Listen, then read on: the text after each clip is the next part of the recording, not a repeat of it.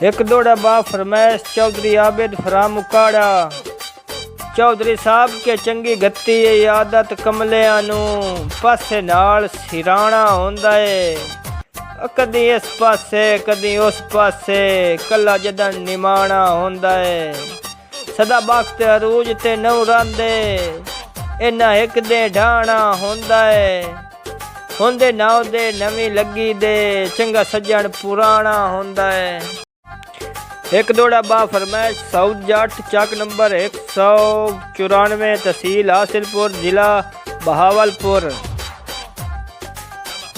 नंदी नजर भाईजान के असा तेरा तो साडे दुश्मना दा ना हरदम रखिया है रट्टी।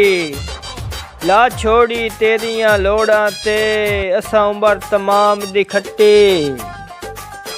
तेरी जात तू ज़हन पटिंदा ही नहीं शाला साउद इज्जत ना गट्टी। चंगी बद्दी आई कमलियां अखियां ते मेरा चान इतबार दी पट्टी। दोड़ा बा फरमैश उमैर बलोच दी नजर के नित सजरे जख्म करेंदी है। उधर दी लगी हुई सांग है डंग रोज ख्याल मरेंदा है। तेरे प्यार दा जालिम ना गए आ जब जब शहर दसिंदा है। तेरे बाज उजाड़ दे वांग है। मेरी मिन्नत सिकदियां अखियां दी मेरा यहार लहा वंज तांग है। एक दोड़ा बा फरमैश मोहम्मद अरफान फराम जंग। नंदी नजर के अरफान साहब के चंगी गत्ती है आदत कमलियां नू पासे नाल सिराणा होंदा है। कदी इस पासे कदी उस पासे कला जदन निमाणा होंदा है।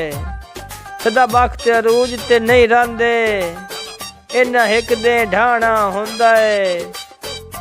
होंदे नाव दे नवी लगी दे चंगा सज्जन पुराना होंदा है। दोड़ा बा फरमैश चौधरी वकाबर फराम हस्सु बुलैल। नंदी नजर के चौधरी साहब के उधर दे जालिम जाल वगा के पल पल तड़पाया ना कर। क्यों ख्याल दे कान अजमैश बनेंदा है मेरा चाने अजमाया ना कर। मेरी मिन्नत है अपनियां यादां विच मैनू ढेर सताया ना कर। जदों खुद मुलाकात नहीं कर सकदा वत ख्वाब विच आया ना कर।